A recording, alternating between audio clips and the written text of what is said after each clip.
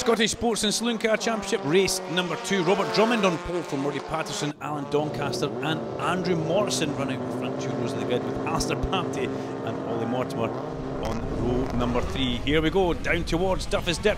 The first time of asking, Alan Doncaster got an absolute rocket start there, but then almost had to brake because the front row didn't. But it's side by side for Patterson and Drummond. Hold on to your hats. Through they come, still side by side down through Leslie's, but Robert Drummond cuts across the nose of Roddy Patterson. Roddy Patterson up the inside, locks up. Can he stop it? Yes, he can. Brilliant bit of driving from Roddy Patterson there. I thought he was going to overshoot the corner, going in with an overspeed, as DC would say, but he manages to get that controlled and through the corner. Great stuff from Roddy Patterson. Very aggressive, and he needs to be aggressive at the beginning to make sure he can try and get away and get a bit of a buffer. Great to see the Nemesis kit car back on track for Ron Cumming. He retired from race number 1, and we think we lost Kenny McKell, or he was black flagged for that flapping door. Let's hope his doors are all shut this time and nothing else comes off that car. Through the hairpin, end of lap 1. These cars are extremely quick, up the main straight they go, first and second, then a big gap back. Alan Doncaster, Alistair Bapty finds himself in 4th place. Dearie me, what a start Bapty's had. And was that Kenneth McKell going through there? Kenny McKell can't already be up to 5th place, can he? As, look at that, the Seat TCR car gets done by Ron Cumming on the brake there. Very fast little car, that Nemesis. Looks very similar to a Radical. Better not say that actually. Up towards the Arnold Clark chicane to go.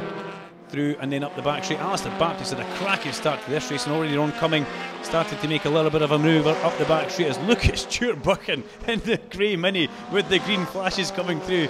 Absolutely bouncing sideways, trying to keep up with his good mate Fraser Jameson there, and he's now on 2 wheels through Clark as well. Dear oh dear. Marshall standing by the fire bottles and also yellow flags as McKell goes past Doncaster on the brakes at the hairpin. McKell gets that one sorted out, and so does Ron Cumming. Dearie me, he was coming through there whether there was a car in front of him or not. Up the main straight they go.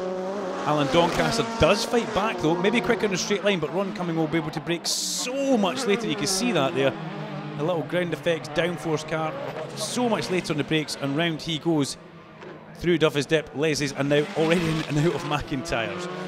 Alistair Bapty's 4th place, unfortunately short-lived, but really punching above his weight. That MGB GT shouldn't be anywhere near these big fire-breathing monsters, but Alistair driving it extremely well as the guys go up towards Clark's. Now we need to try and catch back up with our leader if we can, Roddy Patterson, and find out, oh, Alan Doncaster kicks the back end out coming through Clark's. What a fabulous camera view that is. Seeing these guys all hard at work. Now where's Stuart Buchan? We're still waiting on Stuart Buchan coming through. There he goes. That was a little bit more reserved for Stuart, thankfully. So there's your leader, car number 51.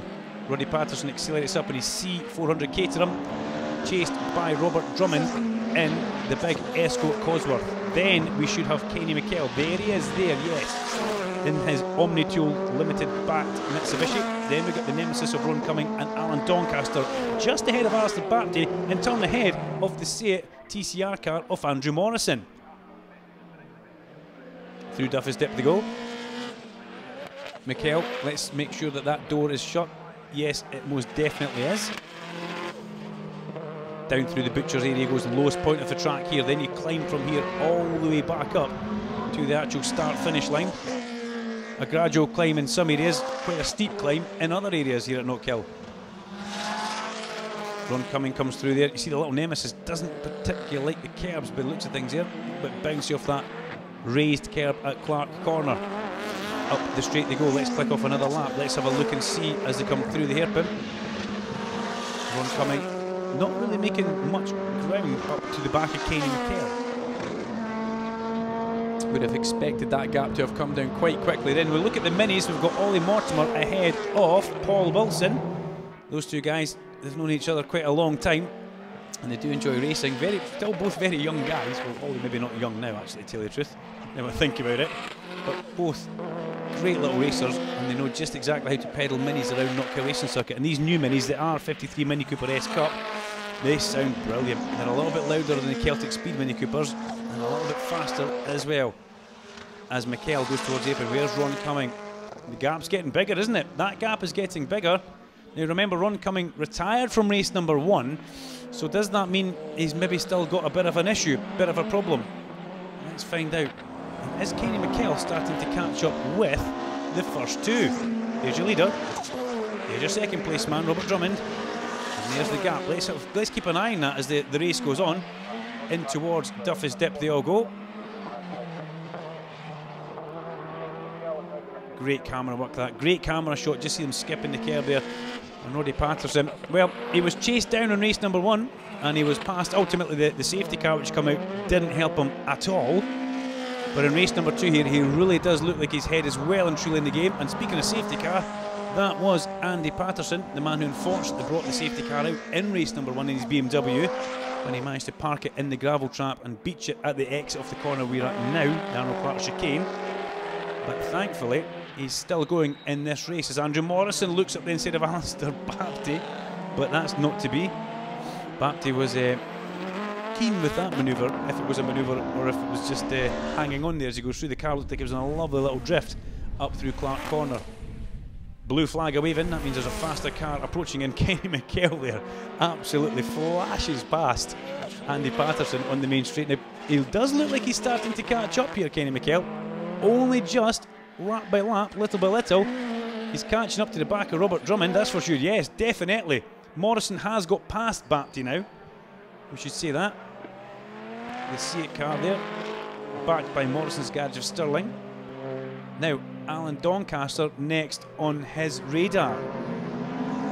Can he do anything about that as Drummond comes through Clark's? There's McKell. McKell's not far behind now. Great plumes of turbo fumes and turbo smoke as these cars get spooled up and head towards the hairpin. And here comes your leader. Just listen to this. Beautiful, through he goes, and then the big turbo cars accelerate hard out the hairpin and up the main straight. Oh, Vic Covey Jr. retires, one of the minis there. Slight tearing problem for that car. Now a 53 Mini Cooper Cup car heads into the pit lane. No doubt we'll see Vic Covey back at some point throughout the championship year, one would hope. A great addition to the minis. As through the chicane once again goes Kenny McKell. You can see they're starting to use more and more kerb as they go through there as well. Guess a point we end up taking too much kerb and it unsettles the car too much on the exit of the next corner, which you don't want to do, and you end up doing an Andy Patterson unfortunately lying in the gravel trap. Morrison in towards McIntyre's turn 3 has got Doncaster right on the tip of his bonnet now, and you're going to have to think that he's going to have a shot at getting past. The laps ticking down through the hairpin to go and up the main straight. Kenny McKell charge up to the back of Robert Drummond, seems to have come undone almost as they go past Stuart Buchan. And is Roddy Patterson once again being closed down by Robert Drummond? I believe he is. Fraser Jameson will be the next car to go a lap down, the number 83 Mini. If you follow Fraser on Facebook, you'll have seen the progress of that car getting built all winter.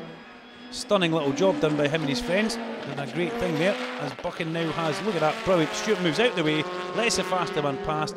Classic, classy stuff, well done. As through Clark Corner they all go. Very busy corner just now, into the hairpin. Patterson, Drummond, and where's McKell? There he is there, just in the background.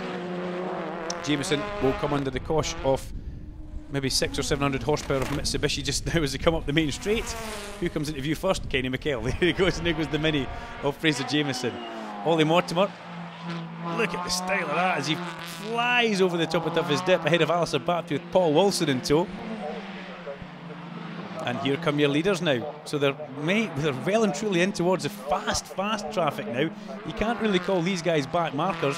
Paul Wilson, Alistair Bapty and Oliver Mortimer, the next three in that order, about to go a lap down. And they're anything but back markers. These guys are involved in a big fight themselves.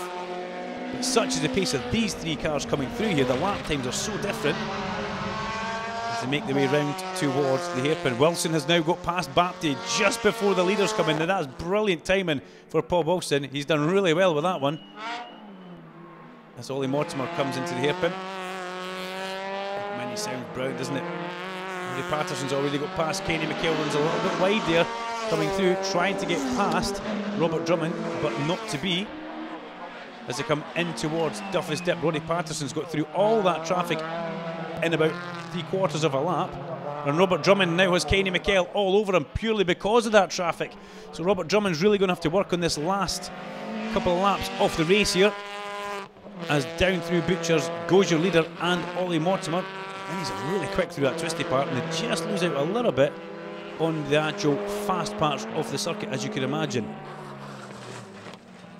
Fraser Jameson bounces through. Now what's that? That's Stuart Buchan. Stuart Buchan's off. He's gone wide at the exit of McIntyre's. He keeps his foot in it through the gravel trap and manages to rejoin at a horrible, horrible angle at the Arnold Clark chicane. Thankfully nobody was coming up the hill there. But he does get going again and get back on his way, but he'll be ruining that one. He's lost time to Fraser Jameson now. As in towards the hairpin. Oh, big sideways, big moment for Kenny McKell. Wow, loses that one on the brakes on the way in. That car is sitting on top of the gravel though. He could possibly get away from that. But big, big moment for Kenny McKell there. He won't like that one. Baptie's already gone through it. McKell now leaves the scene of that accident and accelerates up the main straight like a rocket. Over the crest of the hill he goes. Now wonder what caused that problem in towards the hairpin as he comes into Duffus. It's all back brakes. He goes off into the right hand side. Wow, what a massive accident for Kenny McKell. The car upside down on the apex of Duffus Dip. That is definitely going to cause a stoppage to the race. The marshal's not going to move that. And look at the safety features of this car. Out he gets, walks away and gives a wave back up the main straight to his pit crew. Now what happened here? It's like all back brakes. It pitches the car to the right hand side. He's now a passenger. Into the tyre wall, big impact, backwards first and rolls over half of the marshal's point there maybe, and then lands back on the straight there. Thankfully the marshals all staying well and truly out the way of that. They saw that coming and they moved. But Kenny McKell walks away from an absolute massive accident here, and Roddy Patterson takes a checkered flag, and one would imagine a very slow lap round past Duffus Dip. Robert Drummond will come home in second place, Alan Doncaster in third, Andrew Morrison in fourth, Ollie Mortimer fifth, and Paul Wilson comes home just behind Ollie Mortimer. Wow, big sigh of relief there to see Kenny McKell walk away from that one, but that was a massive accident, and thankfully Kenny waves back up towards his pit crew.